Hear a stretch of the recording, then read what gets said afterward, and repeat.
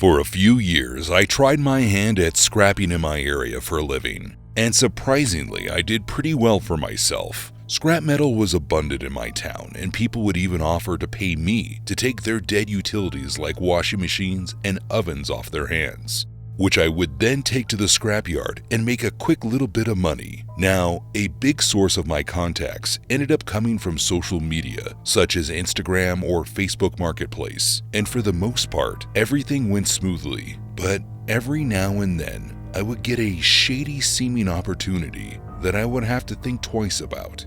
I'll never forget when I was messaged on Facebook to pick up a broken lawnmower and a torn down shed from a property about an hour away from my house. It was in September of 2017, and I typically didn't pick up scrap after dark because the yard was usually closed by then. But it seemed like this guy had a lot for me to pick up, and he claimed to only be able to meet after he got home from work around 6 p.m. So I figured, why not? What's the worst that could happen, right? The day came that I was supposed to meet him, and I messaged him to confirm that everything was still good to go. And once I got the okay, I hopped into my truck and began making my way to the man's house. There wasn't much traffic, so the drive only took about 45 minutes. But by the time I got to the small, one-lane road where the man lived, the sun had already set. The road was surrounded by thick woods on either side of it, and it almost looked like the guy's house was the only one on the entire road. After driving a bit down the one-lane road, I finally saw a beat-up looking mailbox that had the number 43 on it, which let me know that I had reached my destination. I slowly pulled into the driveway, and the first thing that I noticed was how overgrown the yard looked. From the looks of things, the lawnmower had been broken for some time. As I got closer to the house, I could tell from the dim light shining through the window that the owner was home. I parked my truck, and before I could take my phone out to send the man a message, I noticed someone coming out of the front door. It looked like the guy that I was there to meet, so I shut my truck off and stepped outside. As soon as my foot touched the pavement, I practically jumped out of my skin when I heard what sounded like a very large dog barking. The man came down the stairs and claimed that I didn't have anything to worry about and said the dog was inside. But I still couldn't help but flinch with every step I took, wondering if I was going to be attacked. I did my best to follow the man around as I began gathering all the scrap metal that he had for me. But about halfway through my trips, back and forth from the yard to my truck, I couldn't help but feel like I was hearing the sound of a child screaming underneath the sound of the loud barking. I tried to remain calm as I said my goodbye to the man, and as soon as I hit the road, I pulled my phone out and called my wife to tell her what just happened. She was concerned with what I had heard and said that I should call the police, and I was happy that I did. I informed the officer that I heard a child crying and what sounded like an aggressive animal inside a rundown home. And when they showed up, they ended up finding a small child who did not belong to the owner. It turned out to be a missing child from 2 states away who had been missing for more than 3 weeks at that time. There was also reportedly no dog on site, and the police believe the man was using the recording of a dog barking that was being played over speakers to try to drown out the child for crying for help. When the case went to court, it turned out that the only reason he needed the scrap removed in the first place was that his landlord was going to evict him if he didn't get it out of there.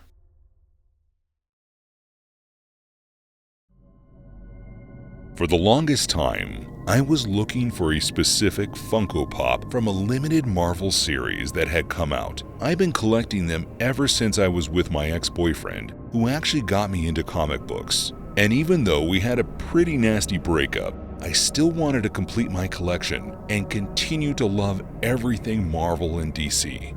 Well, after about 3 years of looking for the final pop that I needed for my collection, I saw that someone named Aaron had listed it for sale on the Facebook Marketplace. After exchanging a couple messages, we both figured out a good time to meet, which ended up being around 8 p.m. the following night. The two of us agreed to meet at the mall because Aaron claimed to have some clothes shopping to do, and I actually needed to pick up my younger brother from his job at the pretzel stand, so it worked out. When the time came, I pulled into the mall parking lot at the entrance closest to the JCPenney, which was where we agreed to meet. And before I even made it to an empty parking spot, I recognized my ex's car.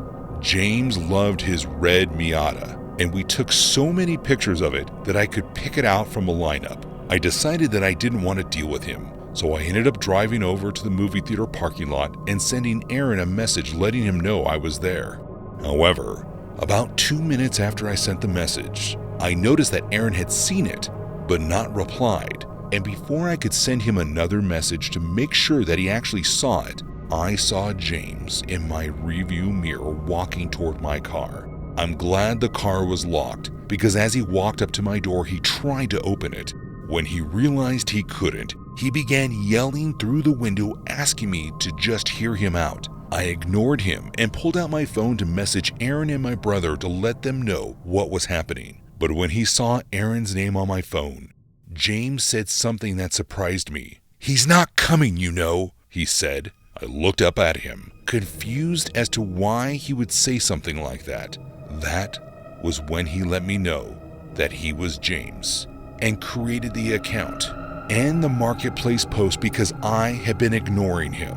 I immediately began to freak out and began texting my brother letting him know that I would meet him in a different parking lot. There was no way I was getting out of the car at that point. But the more I ignored James to text my brother, the angrier he got. And eventually he got so mad that he began smacking my window to get my attention. I turned my car on, and as I put my car in reverse, James smacking turned to him punching, and I screamed as he began trying to break my window and yelling at me to stop. He kept yelling, "I just want to talk to you." But I had never seen him so angry. I pulled out as fast as I could in fear of my life and began driving around the mall wondering where I would be safe to pick up my brother. I was afraid that James was following me. Eventually, my brother texted me back and told me that he was standing outside of the entrance near the side of the mall and that I could swing by and pick him up. I liked this plan because I didn't have to actually park. I grabbed my brother and we began driving home. The entire time I was paranoid that James was following me. Thankfully, there was no sign of him after returning to my house. My father ended up messaging his parents and letting them know that if he stepped foot near me again, we would be filing a restraining order. That was the last time I heard from him, but I'll never forget the look on his face as he tried to break my window to get to me.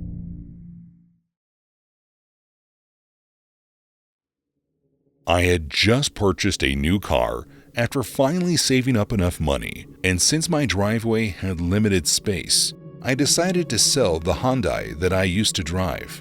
I tried asking around to see if any of my friends or family members might need a car, but when no one was offering to buy it, I decided to list it on the Facebook Marketplace. It was a 2003 Sonata with 140,000 miles. And based on what I saw similar cars going for on the site, I listed it for $4,000 or best offer. I was a little surprised at how long it took before someone finally messaged me about the car, but after about 2 weeks, I finally felt like I had a solid offer. I had to drop the asking price to $3,400, but when the guy messaged me, offered to pay cash, I decided to take the money rather than wait for a better offer. The man's name, according to Facebook, was Lucas, and after discussing it, he asked me if I would be able to meet him at a garage that he supposedly owned. He claimed to not have a working vehicle at the moment and was hoping I would be able to drop the car off. And not thinking anything of it, I checked to see how far the garage was from my house and asked my friend if he would follow me in his car and drive me home after I made the sale.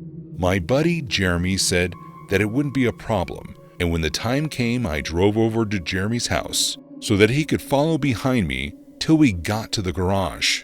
The route to the garage was mostly highway for the first 15 or so minutes of the drive, and then we had to take the side roads for another 5 minutes before the GPS told me that I had reached my destination. I could see the garage, but in my rear view, there was no sign of Jeremy. I figured that I must have lost him at the light or something, but considering I put the address into his phone, I figured he would be there shortly. I planned on waiting in the car until he got there, but before I could message Lucas to let him know what was going on, I could see 3 men coming out from the side of the garage. I tried to see if any of them looked like Lucas's profile picture, but as far as I could tell, he wasn't there. I hoped that they just happened to be walking in the direction of my car and were just going to pass me. Sadly, that's not what happened.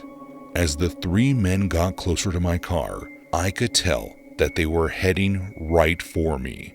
I smiled and nodded, thinking that maybe they just wanted to know who I was and why I was there.